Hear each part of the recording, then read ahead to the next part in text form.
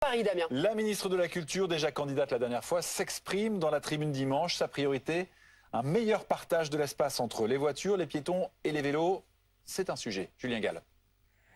C'est la mesure phare de Rachida Dati en matière de mobilité, sanctuariser la place des piétons en leur dédiant des voies dans Paris. 100% des Parisiens sont piétons à un moment de la journée. La majorité sortante se gargarise de faire des zones piétonnes, mais la plupart ne leur sont absolument pas dédiées. Accusée par ses adversaires d'être la candidate de la voiture, l'élu LR propose d'expérimenter le retour des conducteurs sur certains grands axes parisiens, mais exclut la réouverture des voies sur berge aux automobilistes. Les citoyens qui regardent ce qui est bon pour eux. Depuis au moins 2 décennies, ils ont voté plutôt pour des équipes qui diminuaient la part de la voiture. Rachida Dati promet de ne pas réduire la place du vélo à Paris, mais souligne que les cyclistes ne doivent pas circuler sur les trottoirs ou brûler des feux, des pratiques que reconnaissent certains d'entre eux. Quand on s'arrête à un feu, il y a les 3/4 des vélos qui passent au feu et le quart qui s'arrête.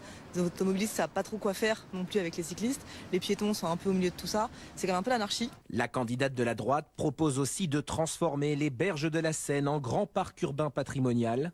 Un retour partiel sur la limitation à 30 km/h dans le centre de la capitale, ou encore d'installer des enrobés phoniques sur le périphérique. Ce que l'on porte comme ambition pour une ville comme Paris, c'est justement de réconcilier les usages, de ne pas opposer les mobilités les unes aux autres. Rachida Dati accuse son principal adversaire, le candidat PS Emmanuel Grégoire, d'aborder la question des mobilités avec un prisme idéologique. Le député socialiste souhaite pour sa part rendre l'usage du bus davantage attractif en créant 10 voies de bus express dans les quartiers les plus empruntés de Paris. Il souhaite également poursuivre la transformation des berges de la Seine, entamée par Anne Hidalgo.